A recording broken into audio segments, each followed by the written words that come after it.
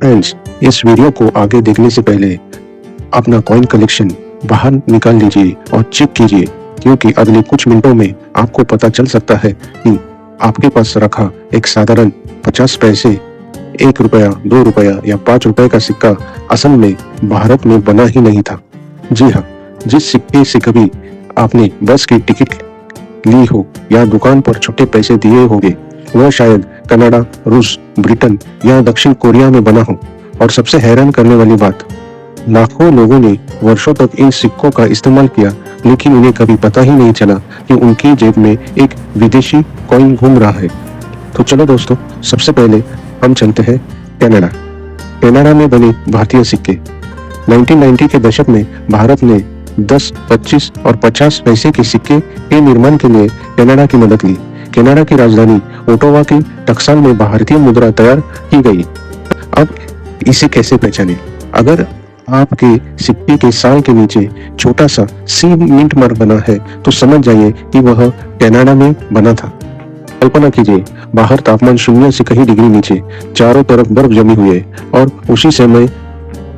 उसी समय वहां की मशीनें भारतीय रुपए मिल कर रहे थे, जो कुछ महीनों बाद दिल्ली, मुंबई, चेन्नई और गांव की छोटी दुकानों तक पहुंचने वाले थे। अब हम चलते हैं रूस की तरफ। रूस के बने भारतीय सिक्के। रूस की टकसालों ने भारत के लिए मुख्य रूप से 2 रुपए और 5 रुपए के सिक्के तैयार किए। इनकी पहचान एक बेहद अनोखा चिन्ह से होती है।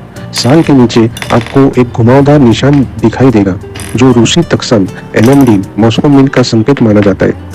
सोचिए, रूस की फैक्ट्री में बना एक 5 रुपए का सिक्का हजारों किलोमीटर का सफर तय करके भारत पहुंचा और फिर किसी चाय वाले की दुकान से लेकर रेलवे स्टेशन तक इस्तेमाल हुआ। अब हम चलते हैं ब्रिटेन की तरफ। ब्रिटेन की रॉयल मिंट ने भारत के लिए बड़ी मात्रा में 1 रुपए के सिक्के बनाए। इनकी पहचान एक छोटे डायमंड यानी हीरे के निशान से होती है। इसके अलावा और एक मिंट है लंदन की टावर मिंट। उन्होंने 2 रुपए के सिक्के बनाए थे, जिन पर छोटा सा अंग्रेजी अक्षर यू अंकित किया गया है। वही मिंट मार्क है। तो अब हम चलते हैं दूसरे देश की तरफ, दक्षिण कोरिया की टकसालों ने भारत के लिए 50 पैसे और 2 रुपए के सिक्के बनाए। इनकी पहचान एक साफ सुथरे 5 कोनों वाले सितारे से होती है। अगर आपको ऐसा स्टार दिखाई दे, तो समझ जाइए कि वह सिक्का हजारों किलोमीटर दूर सियोल या ताएगू से भारत आया था। यानी जिस सिक्के को अपने वर्ष तक साधारण समझा, वह इतिहास का एक छोटा सा दस्तावेज भी हो सकता है। तो अब आते हैं इम्पोर्टेंट पॉइंट पे। क्या ये सिक्के दुर्लभ है?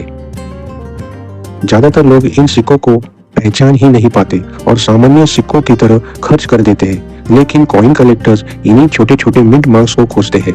कुछ विशेष वर्ष, कम संख्या में ढले सिक्के और दुर्लभ विदेशी मिंट मार्क वाले सिक्के कॉइन कलेक्टर्स के लिए काफी आकर्षक हो सकते हैं। आपको अपने कलेक्शन में कौन सा विदेशी सिक्का मिला, मुझे नीचे कमेंट करके जरूर बताइए।